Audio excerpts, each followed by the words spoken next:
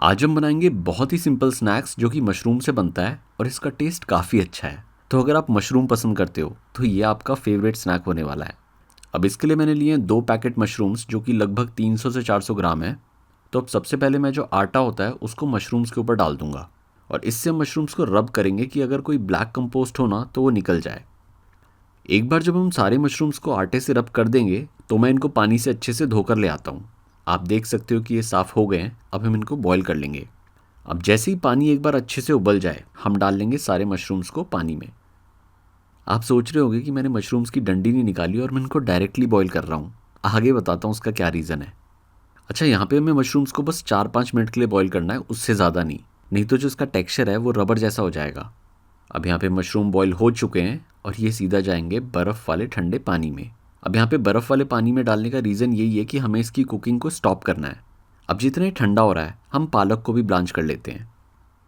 पानी जब बिल्कुल बॉयल हो जाए फिर हम डालेंगे नमक, हल्की सी चीनी।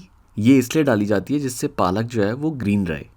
अब जाएगा थोड़ा सा पालक, मैंने यहाँ पे लिए होंगे बस 14-15 पत्ते।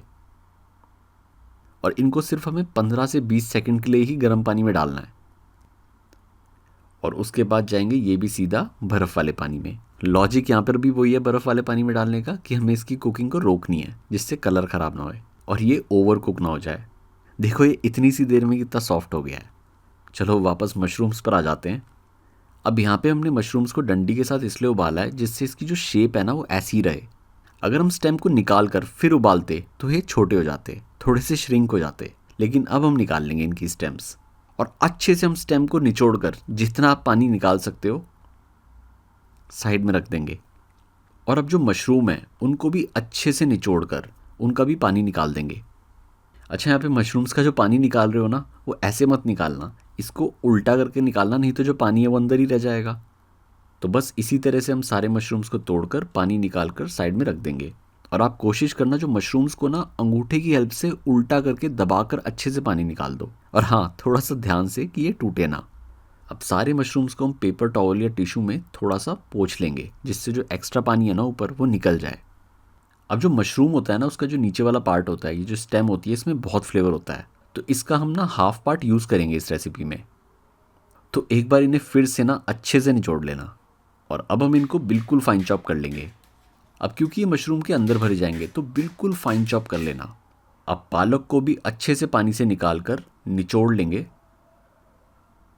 आप अगर चाहो तो ये जो डंडी है इसको निकाल सकते हो और इसको भी हम अच्छे से फाइन चॉप कर लेंगे। आप जितना बारीक काट सकते हो उतना काट लेना। अब यहाँ पर हम एक लहसुन लेंगे और इसको भी हम बिल्कुल बारीक काट लेंगे। अब तीनों चीज़ को बोल में डाल लेंगे और फिर 1 चम्मच भर के प्रोसेस चीज़, फिर 1 चम्मच जाएगा पनीर, इसका बस मैंने हाथों से चूरा कर लिया था। फिर नमक, नमक यहाँ पर ना थोड़ा कम डालना क्योंकि चीज़ में भी नमक होता है और पालक में भी। 1/4 चम्मच काली मिर्च, फिर चिली फ्लेक्स और लास्ट में इटालियन सीजनिंग। अगर आपके पास ये नहीं है तो जो पिज़्ज़ा के साथ जो पैकेट आता है ना वो डाल लेना।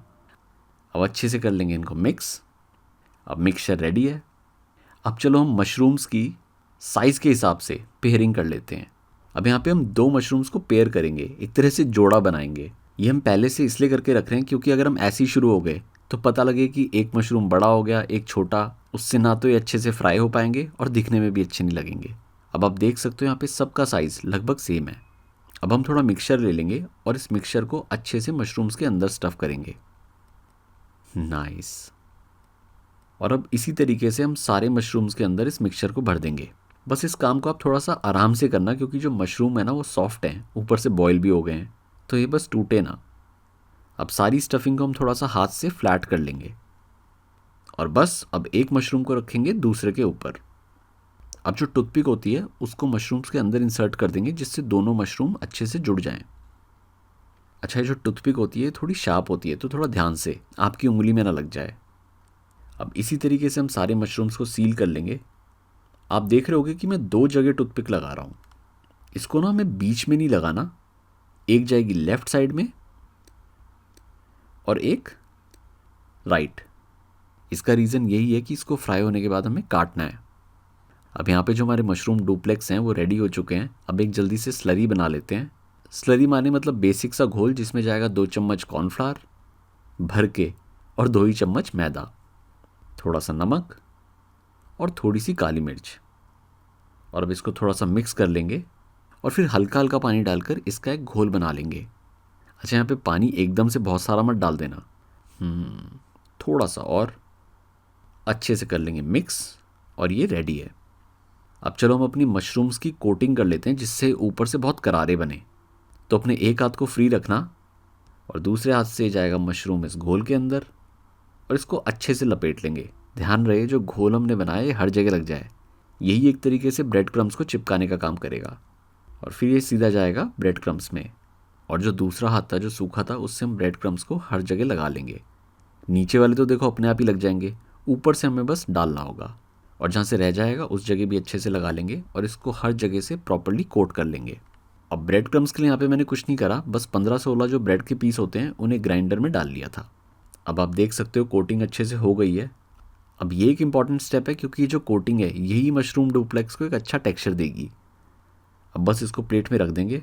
प्लेट पे भी थोड़ा सा ब्रेड क्रम्स डाल लेंगे जिससे ये चिपके ना। अब इसी तरीके से हम बाकी भी रेडी कर लेंगे।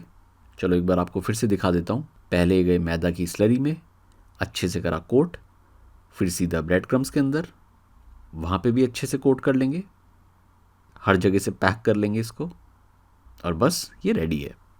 नाइस। अब बस इनको सिर्फ 5-10 मिनट के लिए हम फ्रिज में रख लेंगे जिससे सेट हो जाएं। अब जितने सेट हो रहे हैं हम बस 2 मिनट में एक बहुत ही टेस्टी डिप बना लेते हैं। उसके लिए जाएगा 2 चम्मच मेयोनीज़। अगर आपको इसका हेल्दी ऑप्शन खाना है तो टंगे हुए दही में क्रश्ड पनीर करके डाल देना और साथ में हल्का सा नमक और चीनी और अच्छे से मिक्स कर लेना। फिर हल्की सी चिली सॉस, फिर चिली फ्लेक्स, थोड़ी सी काली मिर्च, 1 चम्मच टमाटो केचप और अच्छे से सारी चीज़ों को कर लेंगे मिक्स। अगर चिली सॉस ना हो तो थोड़ी सी लाल मिर्च का पाउडर डाल लेना, हल्की सी और टमाटो केचप, अच्छे से कर लेंगे मिक्स और ये रेडी है। अब हमारा तेल भी गर्म हो चुका है, फ्लेम मीडियम पर है। अब चलो एक फ्राई करके देखते हैं कि ये कुछ गड़बड़ तो नहीं हो रही।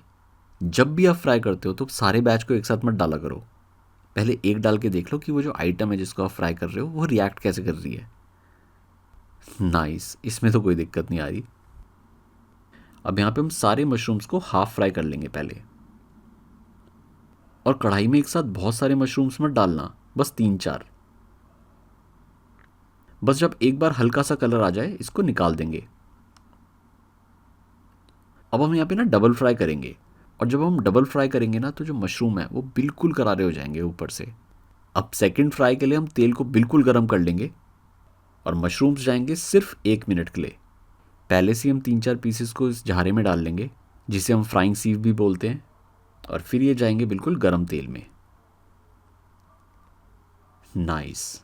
जब हम हाई हीट पर सिर्फ 1 मिनट के लिए फ्राई करके निकाल देते हैं ना उस प्रोसेस को बोलते हैं फ्लैश फ्राइंग। उससे ऊपर ना एक बहुत ही अच्छा करारापन आ जाता है और अंदर से तो पक ही चुका है। ये देखो। चलो अब इनको काट लेते हैं। वाह क्या लग रहा है। अब सीधा जाएंगे प्लेट में, टेस्ट किया जाए।